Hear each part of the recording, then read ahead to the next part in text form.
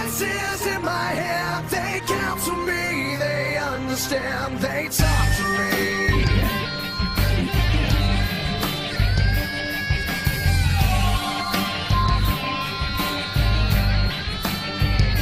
You got your rules and your religion, all designed to keep you safe.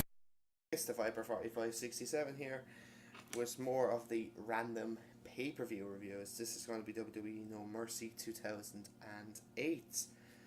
This was in the Rose Garden in Portland, Oregon, and a crowd of just under 10,000 people. Another update on the Attitude Era, it's still down the site. So what I'm thinking of doing is the WWE Network comes out over here on the 1st of November. I'll put some money away and I'll hopefully get the network. Hopefully it'll work for me, because at the moment the site that I watch is the Attitude Era. It's still down. So at the moment the Attitude Era is still off. And so yeah. So it looks like I probably just have to get the network, which is no problem. I have no problem with that. Like, see what it's like. But I'm going to wait a while. So don't expect any Attitude Era shows this month. Maybe even next month. Because I'm going to wait a while to see how people react to it over here, see what it's like, and then if it's any good, like, I'll get it, and then I'll continue reviewing the shows. So probably don't expect anything till December at least. And what I'll do is I'll do a show once a week for a couple of weeks just to kind of catch up. But at the moment I'll be doing Attitude, this random pay-per-view until then, which will be every week. I'll do another one next week. But so yeah, Bound for Glory. This is recorded as of today, Monday, because I'm busy because I have Raw to do tomorrow. At the moment, Bound for Glory is not up yet because I didn't watch the show last night. I didn't watch it, so I'm waiting for the website that I watched, the Attitude Era. I'm waiting for that to be uploaded, which should be soon, hopefully. And I'll put it in together with Impact maybe on Friday. So, I know it's going to be late, but it's just I had no interest in watching Impact. I don't even think Bound for Glory was even live last night, because obviously it was taped, I think, a couple of hours beforehand. So yeah, so that's my plan for the week. So we get on with this, shall we? The show was pretty decent, I must say. The title matches were pretty fucking good. Some of the mid-card matches weren't particularly great, let's just say that, but not a dud on the card, though, so that's a good sign. We opened the night off with Matt Hardy defeating Mark Henry to retain the ECW Championship, which was a decent opener, I must say. I gave it 2 1/4 star. Matt Hardy won the title the previous month at Unforgiven in the ECW Scramble match, but he didn't pin Mark Henry, so that was the reason for this. So that wasn't particularly that good, but like, it was good enough that I was surprised it was even the rating that I gave it. Let's just say that, because Mark Henry is not the greatest, shall we say. Matt Hardy is okay, but these two together, I thought this would be a dud, but it wasn't, unlike SummerSlam. Knees to the gut from Henry, clothesline then from him, and then Hardy works the leg of Henry throughout most of the match. Big boot then from Henry, that gets 2. Bear hug, but Hardy gets out of it, but side effect gets 2. Twist of Fate is countered, big splash from Henry, that gets 2. Twist of Fate then gets the win, which was a decent match, but as I said, better than I expected. Not too much in the match, to be honest, but just decent, really, in my opinion. Triple H and Jeff Hardy talked to Eve Torres about their match. Triple H hypes up Jeff. I want the best Jeff Hardy, basically, and that'll be. But Jeff then says, I'm going to take your title and all that lovely stuff. So yeah, next match then, Beth Phoenix defeats Candice Michelle in a decent women's title match. Not better than I ever expected, because Candice Michelle was never the best in the ring, was she? Really, she's now basically a porn star, basically. But from what I've heard anyway, like, apparently she likes doing, well, when she left the company, I think she's done a lot of porn, but now apparently she has a child and all that, which I don't care. But she was never the greatest in the ring, but I give her credit, like, she's done quite well in this match. But I wish they get the match a little bit longer, in my opinion, so I was actually enjoying it. Drop kick to the legs, and then a leg scissors from Michelle, another drop kick from Michelle, and an enziguri. Beth works on the shoulder, which obviously she injured the previous last year, which was quite good. Shoulder first. Oh yeah, she puts the shoulder into the turnbuckle, and then a jawbreaker and a spinning heel kick for gets 2 for Michelle. Armbar, drop kick, and then a drop kick to the back of the head from Candice, clothesline from Beth. Roll Up gets 2, but the Glam Slam gets the win. So as I've said, yeah, match was pretty good. Like most of it, I must say, the match really good. The crowd were getting into it, but they weren't. I thought this match deserved a lot better in terms of the crowd noise. Like Candice worked her ass off for this match, I must say. I'd give her that. Beth Phoenix did what she done best, basically. Like, she was good enough in this as well. 2-star match. Like, it was decent, really decent. I must say, one of the more surprising Divas matches. Like, a lot of Divas matches in 2008 weren't that fucking bad, were they, really, if you wanted to be honest. Like, it was one of the solid years that they had, because obviously, at Judgment Day 08, they had a triple threat match for the Divas title, the women's title, sorry. I think it was Mickey, Beth, and Melina. That match was pretty good. The following month at One Night Stand, Melina and Beth had a fantastic I Quit match, which I just reviewed recently. So yeah, so like the Divas division didn't do too bad in 2008. It's just a shame. Like AJ Page, there's Emma, there's Charlotte Flair down in NXT, a couple of other divas. Like if the WWE gave them time, like AJ and Page are grand, they don't have to because they already know they're good and all that. You can't just have AJ and Page every week. That's the problem. Like if you have 4, 5, even 6 good divas, you can always split them up in terms of what matches that they have. So, but yeah, so that's my rant on the Divas. Basically, Divas match. WWE could do better with their Divas. Next match then, Rey Mysterio defeats Kane by disqualification.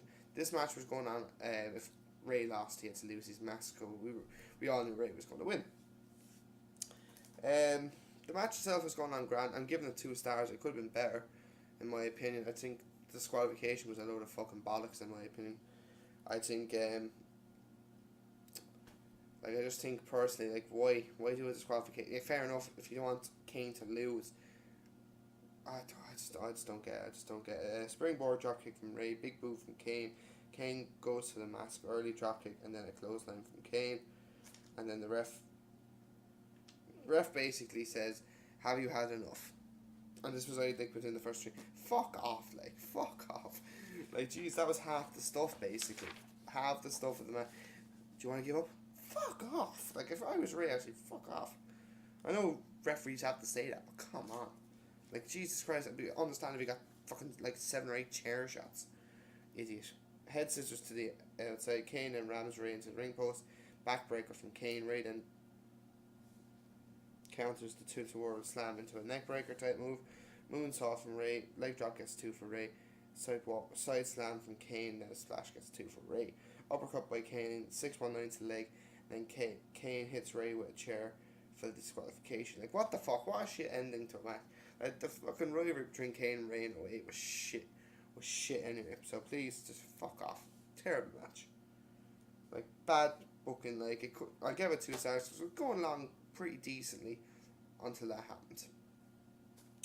Then we get MVP talking to the Big Show. He wants to talk to Vicky Guerrero. Big Show says Vicky's busy with the match with the Undertaker, obviously all that crap. So he should close the door in his face. So MVP says, you want me to make some noise about Grant? He goes out to the ring. He's going to make a statement. He talks about basketball, saying that you don't bench LeBron James. You don't basically bench me, having me on the show. That tombstone must have affected your head. This is not the first time, and it is the last. The universe revolves around me, so that makes Randy Orton come out. What are you claiming to be? I am. What you're claiming to be, I am. Maybe there is a reason why this is happening to you. I am the playmaker, but it's hard to be the playmaker if I don't have the ball. And Orton says, well, you'll probably just drop the ball. So basically, he says, knock you out. Simply Priceless come out. You, that guy that acts cool, all that crap, to Orton. Orton leaves the ring. Kofi and CM Punk come out, try to persuade MVP to ignore like his hack Priceless. MVP gets his ass kicked, but Kofi and Punk basically just get rid of them. So I think, in my opinion, it was a pointless promo because nothing really happens. Like, because like, think about Grand Priceless, like Cody, Ted, Manu, we're gonna team up with Orton anyway. But what about MVP, Kofi and Punk? Like, like I just thought really it was a pointless. But they were trying to fill some time. They could have had another match, like personally, or if they had like. It made sense if MVP got into a feud with one of the guys, but he didn't, Pointless promo in my opinion. Like, I think it could have been a lot better, but like, Batista then takes on JBL. The winner gets the number one contender shot for the world title some way down the road. But star, I give it the worst match of the night. Like, basically, yeah, you didn't want it to be too long. Obviously, Batista versus JBL and all that. Yeah, I can understand that, but still, if it was a short match, but it wasn't good. Let's just say that it was not a good match. Like, it's just Batista looked so. It wasn't just JBL that looked bad. Batista looked really piss poor in this match. Clothesline from Batista, boot from Batista gets 2. A spear by Batista, swinging neck break gets 2 for JBL. Spinebuster and Batista bomb gets the win. That's a bit fucking it. That is a bit fucking it. If I'm being completely honest with you, like, I'm being honest. That was it. Like, there was a few other little moves throughout the match, but like the match itself was really poor. Like JBL is not the greatest. We all know that. Like, he was getting on at this stage. He was starting to retire, base, because he retired after WrestleMania 25. So I just don't get it. Like, it could be a better match, but a star. Lucky to give it a star. Then the Big Show defeats the Undertaker in a decent match. I give it 2 1/4 star. This feud basically happened because of Undertaker's hate for Vicky Guerrero. He came back at SummerSlam thanks to Vicky and all that. Then I think after Undertaker defeated Edge, he still wanted some revenge on Vicky. So I think at Unforgiven he was going to basically sell her soul, get rid of her soul and all that shit. Big Show came out to help him, but Big Show knocks Taker out and all that. So this leads then to a feud. Vicky wants an apology from Undertaker. That obviously is not going to work and all that. So Taker basically just tombstones her. So this is how this feud becomes. Obviously this is how Big Show and Vicky get kind of very intimate together. So over the next couple of months, as you can see, obviously with Edge coming back, Taker and Edge teaming together, like not liking each other because obviously what's been going on and all that. But Taker then hangs Show on the ropes. Big Show with some stiff right hands. Show drops an elbow for 2. Russian leg sweep gets 2 for Show. Flying clothesline from Taker, and then a leg drop gets 2. Show counters old school into a chokeslam for 2. Nice DDT from Taker gets 2. And then the Show exposes the turnbuckle. He basically drops Taker on that. Then a knockout punch twice. And basically the ref rings the bell, which I don't get why they rang the bell. Like, I think Big Show could have just pinned Taker, and then 1, 2, 3 could have done it. I just don't get why fair enough, Taker was knocked out, but like, just pin him. I don't get it. But 2 1/4 stars, so I'm willing to give it. Now on to the next 2 matches, which are all sorts of awesome. Triple H defeats Jeff Hardy in a great match to retain the WWF Championship. Yes, I did say Triple H defeated Jeff Hardy, but this match was really fucking good. It made Jeff Hardy look like that he should be up there with Triple H. Say Triple H is the John Cena's, unfortunately John Cena. The Randy Orton's, even though Orton's not that great, but still, like, he should be up there with the main people. Roll up gets 2 for Triple H. Leg scissors from Jeff, clothesline then from the apron from Jeff, which was nice.